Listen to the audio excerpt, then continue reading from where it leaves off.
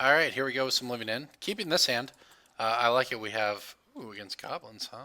On the play, I feel very confident about this matchup. On the draw, maybe less so. I mean, could have been a worse one drop for us. Could have been a Goblin Guide or something. But we have Cyclers and a turn 3 living in. I mean, that's all.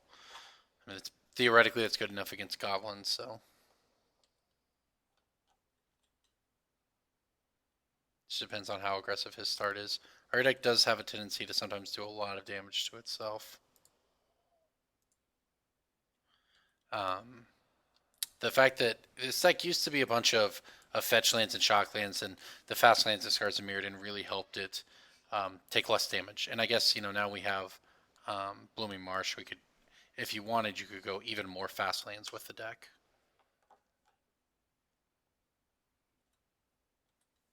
I'm not sure if that's correct. It could be. It could be just correct to construct a mana base that's all something like maybe all Aether hubs, or at the least all Pain lands and fast lands, and just no shock lands fetches to try to save yourself um, on life.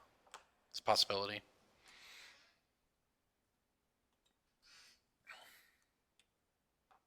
In this case, though, we might not have to do ourselves any damage anyways.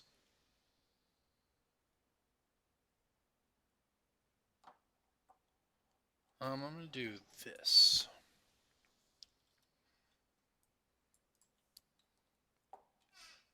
Because this means we can cycle. Well, maybe we didn't have to do ourselves damage. I was saying I'm going to cycle the Deadshot Minotaur, and then we can fetch for a land if we draw another cycler. That said, we actually can't fetch for a basic because we've drawn all of our basics, so I guess that's something to keep in mind. Maybe we didn't need to do this. We'll see. See if I don't think it'll matter. Alright, we're at 14. Let's get to cycling.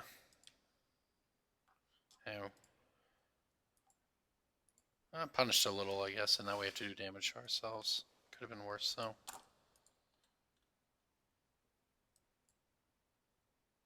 Oh, it's going to be a very small living end. And our hand is actually not very good. But we'll let him go to his combat, cast living end, then untap with Beast Within up and Monstrous Carabid on the turn after that. Perfect. He's just going to go all in. And to be fair, if you're him, I guess you have to, right? Because this is lethal, I assume. Oh yeah, it's pile drivers, of course it's lethal.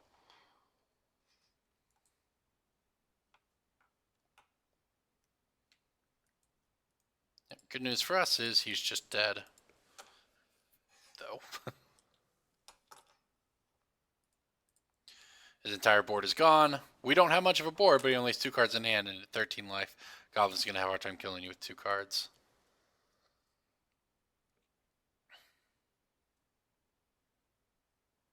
Especially since we are the ones untapping with mana to do stuff.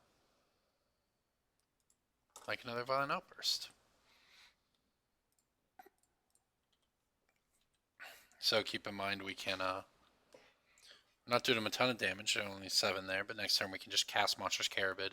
And we have Violent Outburst to, if we need a living in, which we won't given his graveyard, but we can just use it for +1/+0. Would it be lethal if I were to create a beast? A beast would be 7, 10, 13. It would be. Okay, I'm going to do that. So sure, we'll take 5 here.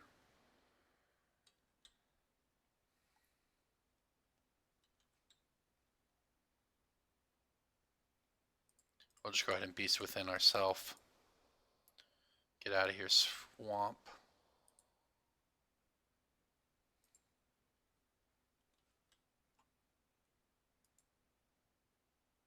So as you see, we have 4, 7, 10, 13 with a Violent Outburst.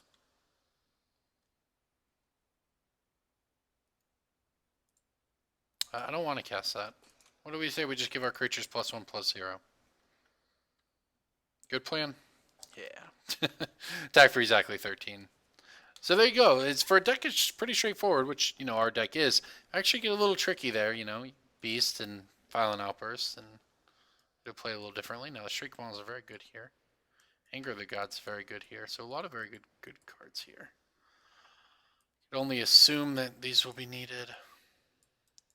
Get rid of these. Get rid of one of these. Get rid of one of these. Cut some of the filler. Cut the Fulminator Mages. Actually, Fulminator Mage is nothing.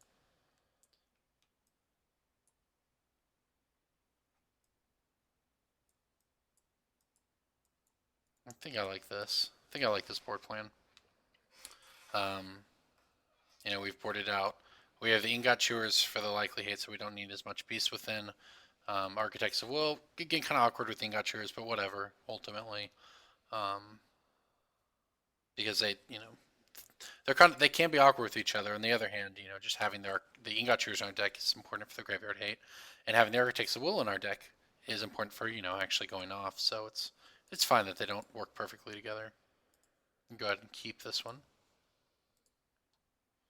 Hand isn't insane or anything like that, but it's reasonable, and have a piece of hate if he has it, and have a bunch of cyclers otherwise. And of course we got the Brenda Boars in here for the life gain. So we would love to, for him, instead of play with a creature, just throw down a relic there. It's none of the above, actually.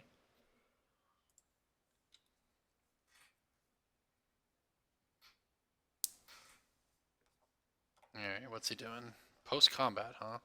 Mog War Marshal. Sure thing. I'm going to cycle. Sweet.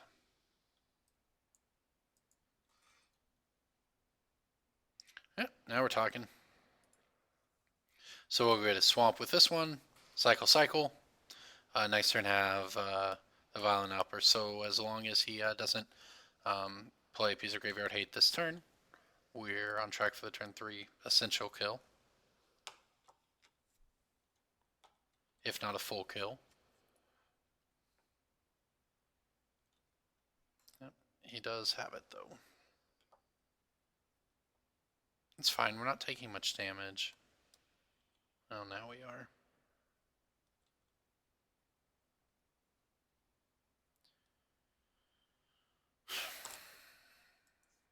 I'm gonna cycle one of these.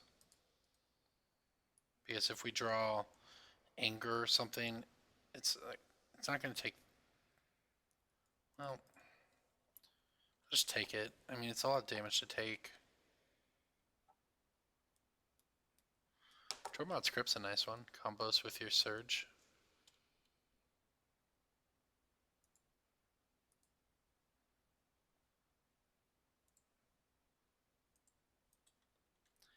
I'm not playing around Blood Moon. I guess I could. I mean, if he Blood Moons us, I guess we'll worry about it then.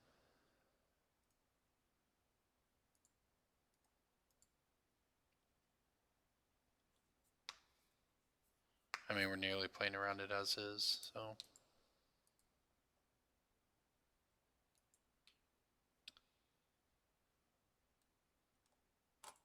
Sure. See, I actually stacked that wrong. So he could have waited and got our Ingot Chewer there, but I actually stacked wrong. That was my mistake. I'm debated on whether or not to play the fetch land. I'm not going to. If we get Blood Mooned right here, I'll feel pretty punished. But if we don't, then I don't think Goblins runs Blood Moon. Okay.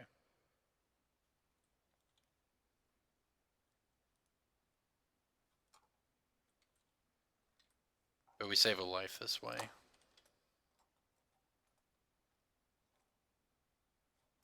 So unfortunately for us, he is going to have some creatures left over after this, thanks to the Mog War Marshals.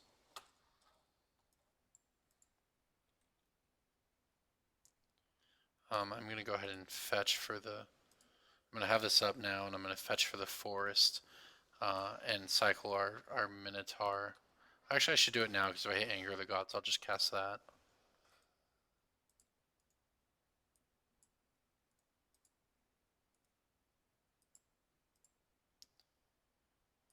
Okay, we didn't. That's fine. So I can just Violent Outburst on his turn. Now I want to do this with this Echo on the stack, right? So he only gets one.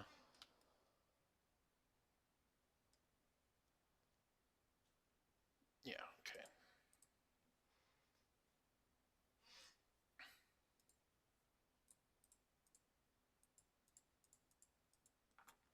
Well, I mean, he certainly.